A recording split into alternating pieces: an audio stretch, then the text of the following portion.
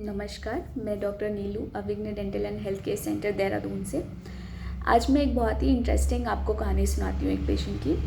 हमारे पास एक पेशेंट आए, उन्होंने कहा कि डॉक्टर साहब मेरे दांत में ना बहुत साल पहले एक बार दर्द हुआ था। तब मैं कहीं और रहता था, अपने होम टाउन में रहता था, और वहाँ पे हमारे एक जान पहचान के अंकल थे और वो ना जड़ी बूटियाँ दिया करते थे।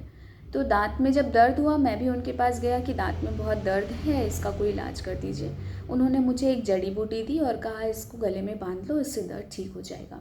और डॉक्टर साहब, मैंने सच में जब वो जड़ी बूटी बांधी ना, मेरे दांत का दर्द बिल्कुल चला गया। अब आज 10 साल बाद ना फिर से मेरे दांत में दर्द हो रहा है। अब आप देखिए कि क्या करना है। मैं होम टाउन जा नहीं सकता, वरना मैं वो जड़ी बूटी दोबारा बांध लेता।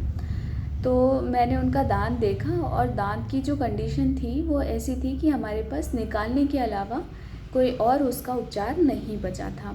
तो मैंने उनको बताया कि जी ये दांत तो बिल्कुल ख़त्म हो चुका है और इसको निकालना ही पड़ेगा। अब आपको दर्द है तो इसका कुछ भी नहीं कर सकते, रूट कैनाल करके इसको बचा नहीं सकते हैं। तो उन्होंने कहा कि क्या आपके पास वो जड़ी भी नहीं है जो बांध के दर्द ठीक हो जाए?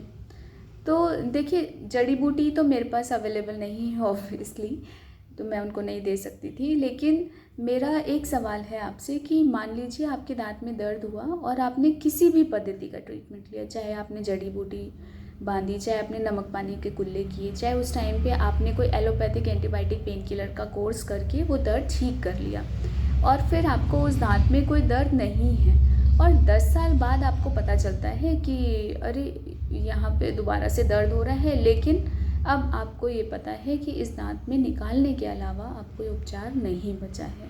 तो आप क्या कहेंगे? क्या आपका जो पहले जो आपने ट्रीटमेंट लिया था जिस भी पद्धति का, चाहे वो जड़ी बूटी थी, चाहे वो जो भी था, चाहे वो एलोपैथिक मेडिकेशन थी, और 10 साल बाद अब आपको अगर दांत निकलवाना पड़ रहा है, उसमें कोई और ऑप्शन नहीं बचा है, तो आप क्या कहेंगे कि क्या वो ट्रीटमेंट सक्सेसफुल रहा आपका?